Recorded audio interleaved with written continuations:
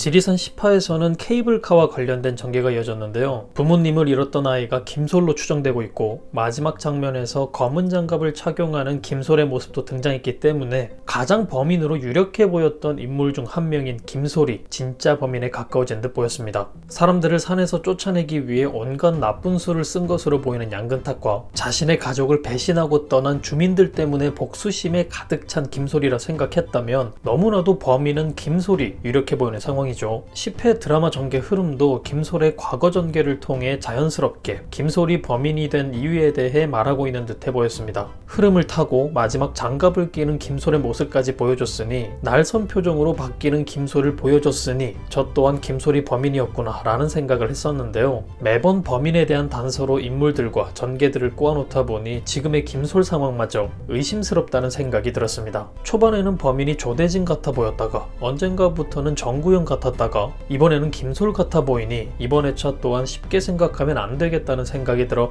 10화를 다시 한번 시청했는데요. 계속해서 시청하다 보니 이상하게도 김솔은 범인이 아닌 것처럼 보이기 시작했습니다. 오히려 조대진과 같이 범인을 쫓고 있는 사람 같아 보였는데요. 생각이 바뀌는데 가장 중요한 역할을 한 장면이라면 10회 마지막 부분 중 현조의 머릿속 장면이었습니다. 마지막 김솔과 마주친 이후 현조는 또다시 사건 장면을 보게 됩니다. 그 상황 속에서 현조는 검은 장갑을 착용한 누군가가 팔을 허우적거리는 모습과 어딘가를 가리키는 모습을 보게 됐는데요. 어딘가를 가리키는 모습이 왜 보였던 걸까? 이 부분이 굉장히 의아한 부분이었습니다. 그래서 생각에 생각을 하다가 장갑을 착용한 사람이 김솔이라 생각해 보니 갑자기 하나의 상황이 떠올랐습니다. 아지트를 떠나 또다시 범인의 흔적을 찾던 김솔이 범인과 마주하게 됐고, 그를 잡으려던 모습이 팔을 허우적거리는 모습이었는데 속도가 늦어 잡지 못한 건지, 범인의 공격에 당해 잡지 못한 건지 범인을 놓치게 되고, 지쳐있는 자신을 발견한 현조를 발견하고는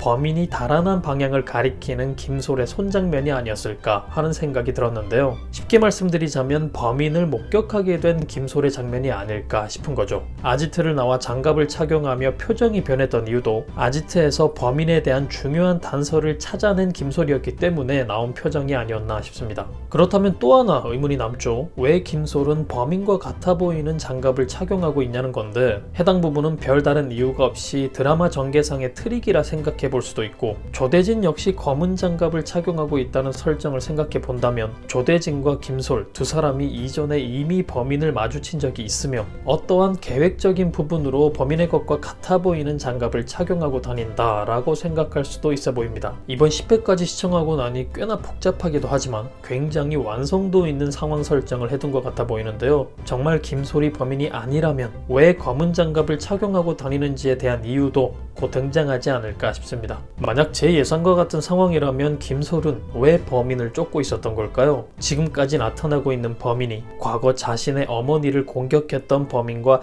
같은 인물이라 생각한 김솔이었을까요? 아니면 또 다른 이유가 있는 걸까요? 그럼 저는 다음 영상에서 뵙겠습니다. 감사합니다.